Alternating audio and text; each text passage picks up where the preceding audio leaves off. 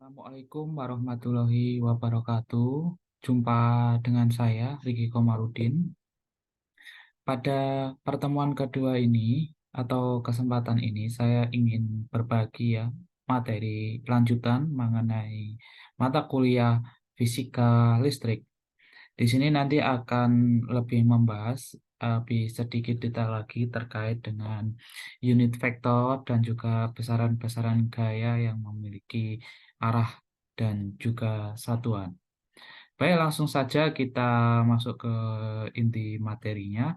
Namun jangan lupa untuk subscribe dan juga like ataupun komen pada video ini. Selain itu, apabila ada pertanyaan bisa komen di kolom komen pada YouTube ini atau melalui grup diskusi di Telegram. Sebelumnya, salam kenal dengan saya Riki Komarudin di sini untuk menyampaikan terkait dengan materi fisika listrik lanjutan untuk dasar sebagai pemahaman awal terkait dengan pembelajaran di perkuliahan teknik elektro. Langsung saja di sini kita akan lebih membahas terkait dengan muatan listrik dan juga hukum Coulomb. Teman-teman pasti akan bertanya ya, kira-kira muatan listrik itu seperti apa dan efeknya seperti apa dan bentuknya seperti apa serta eh, hukum apa yang menyebabkan hal itu terjadi. Hal ini bisa kita lihat ya pada gambar di samping ini. Ini ada dua orang atau satu anak kecil dan satu orang dewasa yang memegang suatu bejana ya yang mungkin di dalamnya ini terdapat muatan listrik atau adanya aliran listrik yang mengalir pada suatu eh, tabung berikut. Namun dalam kategori ini mungkin untuk besarnya ini masih cukup kecil ya sehingga bisa kita lihat untuk muatan listrik yang mengalir pada tubuh kita itu bisa membuat kita eh, berdiri ya untuk rambutnya. Jadi untuk kita yang mungkin tersengat listrik dan itu sangat tinggi, bisa saja untuk rambut-rambut kita berdiri. Hal ini menunjukkan suatu muatan listrik itu bergerak mengalir pada seluruh tubuh kita yang ada di dalamnya, di mana pada tubuh kita ini memiliki suatu hambatan atau ohm ya, jika mungkin kita ukur maka tubuh-tubuh manusia ini memiliki besarnya hambatan yang mungkin tiap manusia berbeda ya, sesuai dengan kadar air dan juga darah yang ada di tubuh manusia seperti itu. Mungkin teman-teman pernah melihat ya di film Mr. Bean, di mana pada film Mr. Bean itu kan juga dijelaskan ya atau menggambarkan telah terjadinya rambut yang seperti ini itu. Nah, ini tentunya menjadi gambaran nyata, bukan hanya sekedar foto dan juga ilustrasi semata. Nah, untuk mengetahui lebih lanjut, mari kita masuk ke materi dan mengapa hal itu bisa terjadi tentunya. Nah, terkait dengan muatan listrik ini adalah suatu materi ya yang berlebihan dalam suatu elektron yang bermunculan di mana untuk muatan listrik ini sendiri ini bisa kita lihat ya atau mungkin dari teman-teman juga sudah dalam praktikum di fisika mata kuliah mata pelajaran fisika pada waktu SMA ya. Jadi ketika teman-teman memiliki suatu penggaris yang mungkin penggaris dari mika, bukan yang besi, kemudian digosok-gosokkan ke dalam kain wool ya, atau mungkin digosok-gosokkan ke dalam atau ke atas kepala kita mengenai rambut yang kering. Kemudian kita dekatkan pada suatu potongan kertas yang kecil-kecil ya. Hal ini nanti akan menarik ya atau penggaris yang telah kita gesek-gesekkan tersebut telah memiliki muatan listrik sehingga mampu menarik untuk beberapa serpihan dari kertas tersebut yang memang, memiliki, massa jenis atau berat yang cukup ringan seperti itu sehingga bisa menarik. Nah, bagaimana untuk suatu muatan yang lebih besar lagi? Nah, tentunya bisa diaplikasikan ya ke beberapa peralatan yang lebih besar lagi. Sebagai contoh, di pelabuhan ya atau di area penyeberangan, kita melihat peti-peti kemas yang, diangkat dengan menggunakan medan elektromagnetik. Nah, hal itu merupakan salah satu aplikasi ya dari fungsi kita mempelajari muatan listrik itu sendiri. Nah, kemudian yang selanjutnya sebagai contoh lagi di mana ketika kita memiliki suatu kain wul ya, di mana kain wul ini memiliki muatan negatif. Kemudian ketika kita memiliki suatu benda atau penggaris yang, terbuat dari mika, kemudian kita gosok-gosokkan ke kain wul tersebut, maka kain wul tersebut, eee, akan mengalirkan ya dari akan menerima proton ke elektron di kain wol sehingga pada mika penggaris tersebut akan, memiliki, muatan negatif sehingga, pada gelas kaca tersebut akan bermuatan positif.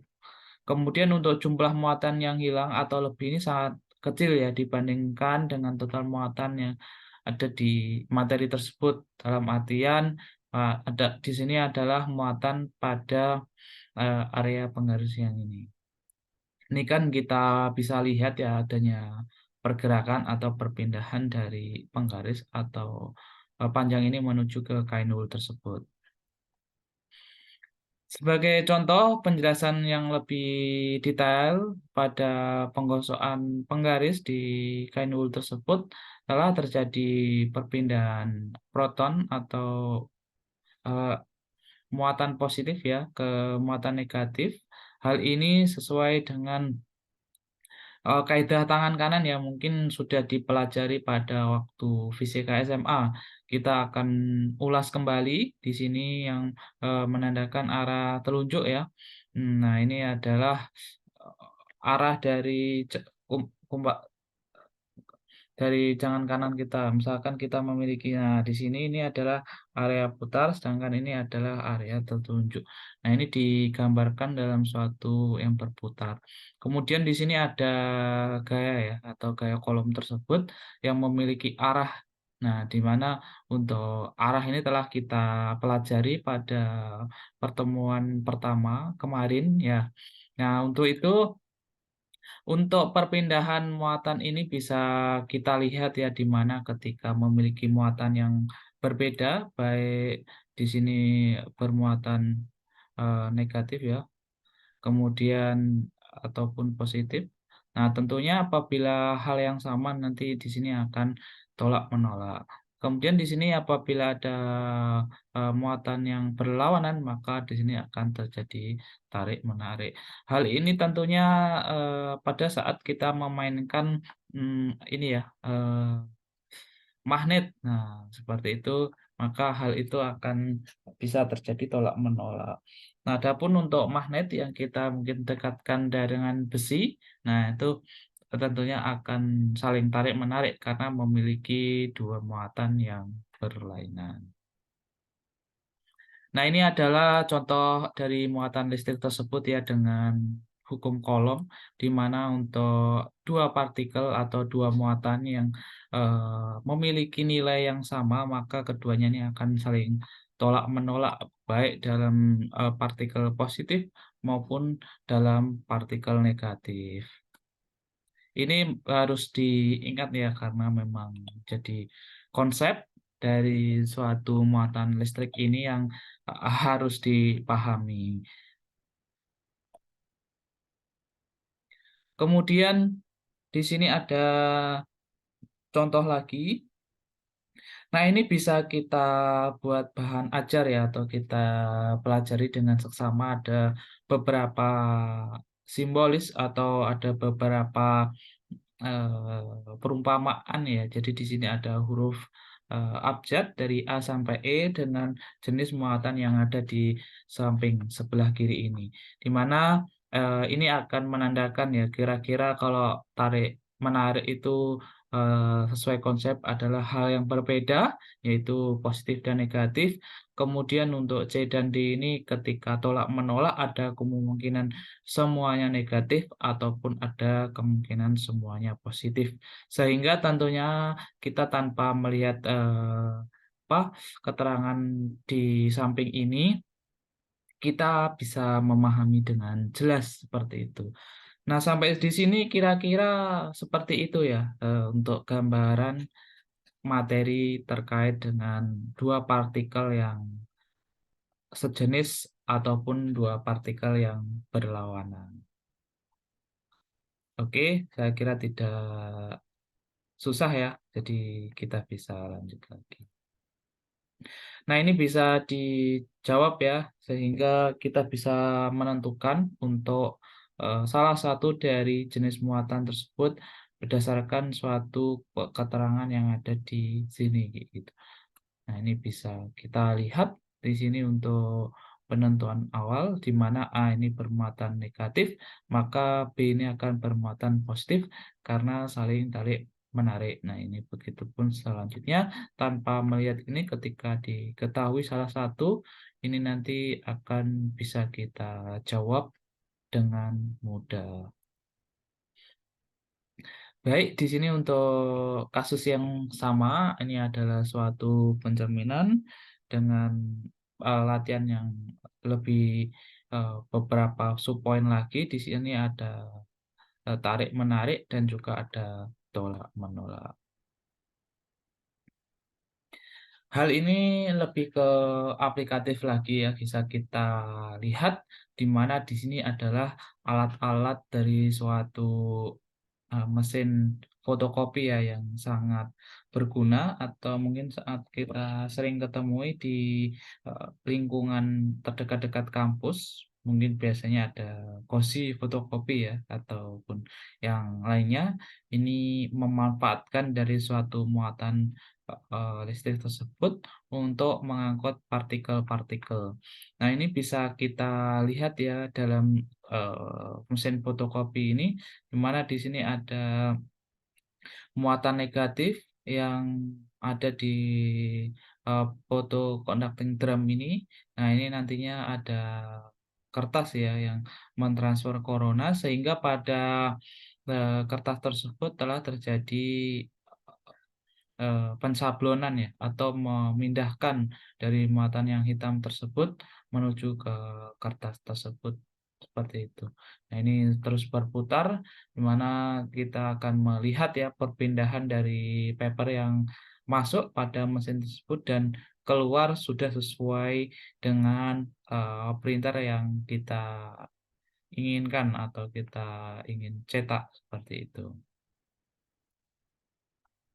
Kemudian di sini ada aplikasi dari kayak antar partikel ya, ini bisa kita lihat di sini, di mana ini ada drum yang dibuat dari bermuatan positif ya oleh suatu corona. Kemudian pada drum selenium fotosensitif tersebut, jika cahaya pantulan dari kertas, ini kertas yang bertuliskan 3 ini sangat terang, maka drum ini akan menjadi netral. Kemudian jika kurang terang, maka pada tulisan 3 ini maka warnanya akan menjadi hitam. Maka pada bagian drum tersebut masih bermuatan positif. Bagian positif ini maka akan membentuk angka 3 sesuai dengan cetakan yang diinginkan atau dibentuk seperti itu. Kemudian ini ada step selanjutnya pada bagian positif ini kemudian dilewatkan ke serbuk hitam yang bermuatan negatif ya. Kemudian serbuk ini akan menempel pada suatu kertas tersebut. Kemudian untuk langkah keempat, pada saat dilewatkan kertas tersebut melalui drum tersebut, maka muatan positif dari serbuk tersebut akan menempel dan berpindah ke kertas yang akan kita cetak. Selanjutnya, kertas dipanaskan sampai serbuk hitam tersebut meleleh dan menempel kuat pada permukaan kertas tersebut. Nah, kurang lebih seperti itu ya nanti untuk aplikasi mesin fotokopi yang manual yang belum menggunakan laser seperti itu. Kemudian yang selanjutnya kita bisa melihat ya di sini ada hukum kolom.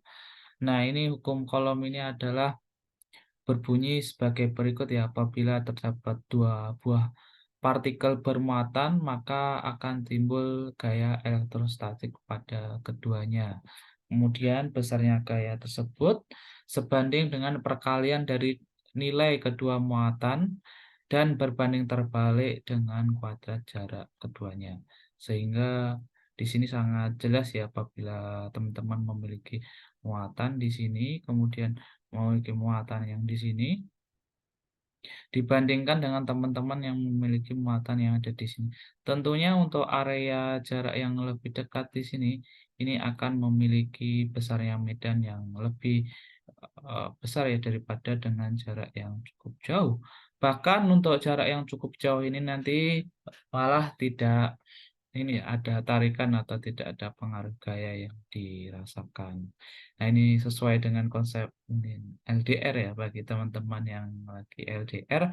Nah, tentunya jarak ini juga menjadi suatu penghambat yang mana ini harus diwaspadai. Nah, mungkin ada tips-tips tertentu dari teman-teman ini dalam menjalankan hubungan LDR. Kemudian ini kita lanjutkan kembali terkait dengan hukum kolom di mana ini ada dua buah muatan ya. Ini bisa kita lihat untuk muatan yang kedua dan ini ada muatan yang pertama. Dan di sini jelas ya sesuai yang kita jelaskan kemarin untuk nilai dari masing-masing persamaan ini. Kemudian di sini ada ini ya unit vektornya yang memiliki arah baik arah ke kanan maupun ke kiri, baik ke arah ke atas maupun arah menuju ke bawah. Kira-kira dari rumus persamaan ini sangat jelas ya tanpa dijelaskan kembali. Nah, di mana K ini adalah nilai konstata ya atau konstata Newton dengan besaran nilai adalah 8,99 kali 10 pangkat 9. Kemudian di sini ada contoh perhitungan, ini bisa dicoba dengan hitung manual tanpa melihat hasil hasil tanpa melihat cara yang ada di sini ya. Jadi teman-teman bisa memasukkan dari beberapa parameter di sini, kemudian mendandingkan dengan hasil yang didapatkan di sini kira-kira seperti apa, seperti itu.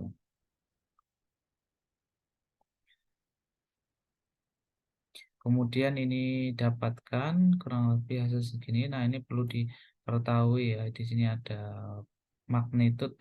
Magnitude itu adalah suatu besaran nilai yang memiliki angka ya, baik angka positif maupun angka negatif yang menjadi suatu besaran dari gaya tersebut selain gaya tersebut hanya memiliki arah. Kemudian di sini ada contoh lanjutan ya, jadi di mana untuk contoh pembahasan ini lebih detail, ini kalian harus menggambar dua buah partikel pada suatu bidang kartesius, kemudian kita mendapatkan magnitude gayanya, kemudian kita dapat mendapatkan magnitude gaya elektrostatik dari F12 dan F21 yang telah kita bahas pada pertemuan pertama kemarin. Jelas ya ini untuk contoh soal ini bisa dicoba. Kemudian yang selanjutnya ini ada contoh ya, jadi yang pernah kita bahas kemarin untuk materinya. Mungkin bisa sambil coba untuk latihan mandiri.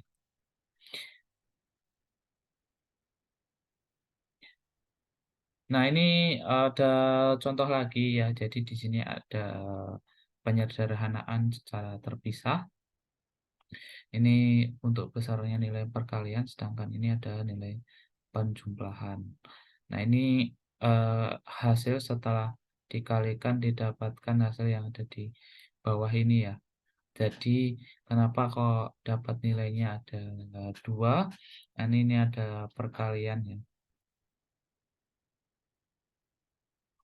Perkalian secara yang terdepan dan juga perkalian secara yang belakang sehingga didapatkan dua hasil yang memiliki nilai bilangan kompleks I dan bilangan kompleks Y.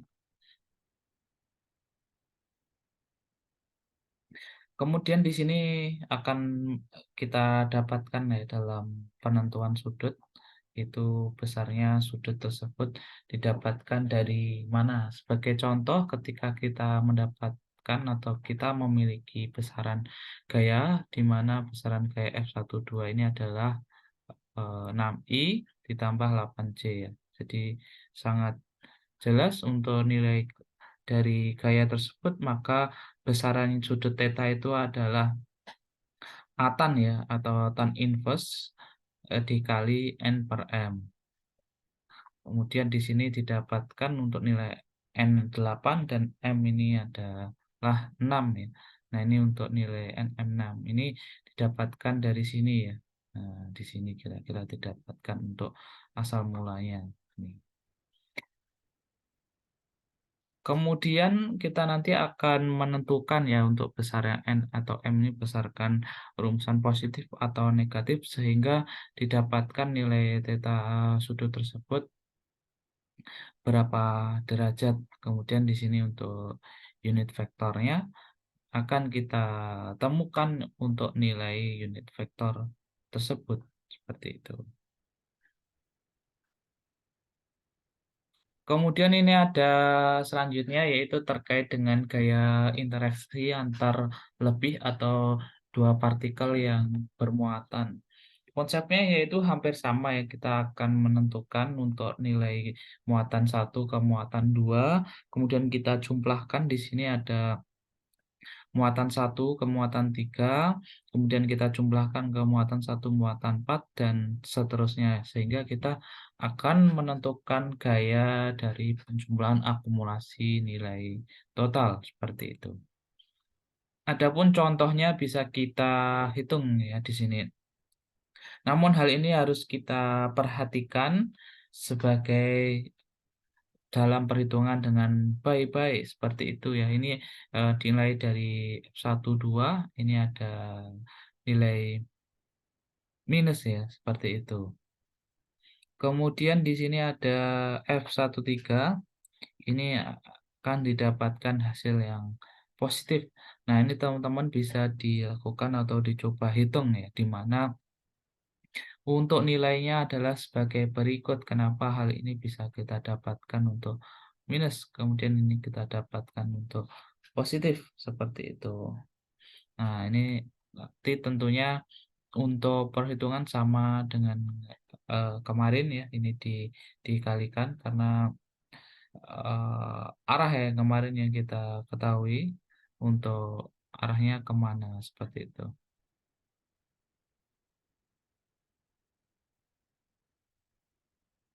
Kemudian yang selanjutnya di sini ada contoh lain yang bisa dihitung ya, atau perhitungan mandiri ini kita harus perhatikan ya arah muatan positif ini menuju ke mana. Nah, ini bisa kita lihat untuk arah muatan positif ini bergerak ke kiri seperti itu sehingga hasil yang kita dapatkan di sini berupa minus.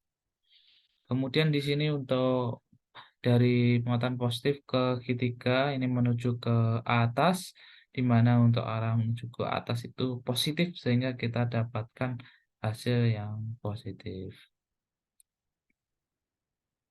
Seperti itu. Nah, yang ini ada terkait tes pemahaman ya, bisa kita lihat dari contoh tersebut, di mana untuk letak partikel ketika agar kesetimbangan pada suatu partikel. Tentunya untuk mendapatkan suatu kesetimbangan kita harus mendapatkan untuk jarak antar partikel satu dan partikel 2 ini memiliki nilai yang sama ya, atau kita menentukan di mana letak partikel tersebut. Kemudian bagaimana caranya dalam menentukan? Ini bisa kita lihat ya, di sini ada beberapa besar muatan yang ditulis dengan menggunakan unit E atau epsilon, di mana di sini menggunakan teorema pengisian pada 3 partikel ya. Di sini ada proton, elektron, dan neutron. Ini bisa kita pelajari pada materi eee, di SMA. Kemudian di sini terkait dengan besaran muatan yang dapat ditulis dengan menggunakan unit E sebagai berikut ya ini. Dalam contoh susunan partikel dari gaya elektrostatik berbesar. Nah, sebagai tes pemahaman jika partikel terletakkan di pusat, kira-kira seperti apa? Nah, ini ya harus kita hitung ulang dan hitung kembali ya. Tentunya kita harus memperhatikan dari satu titik partikel ke titik partikel yang lainnya sehingga nanti kita akan ketahui dari titik A yang telah kita tentukan ke yang lainnya besar nilainya berapa.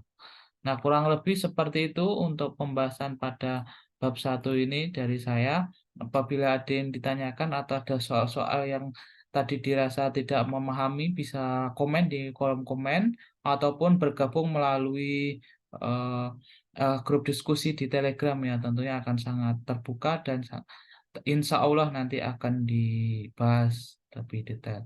Sekian dari saya, semoga ilmu yang disampaikan ini memberikan manfaat. Sekian wabillahi taufik wal hidayah wa ridho wa inayah. Wassalamualaikum warahmatullahi wabarakatuh. Jumpa lagi bersama saya di sesi next selanjutnya. Terima kasih.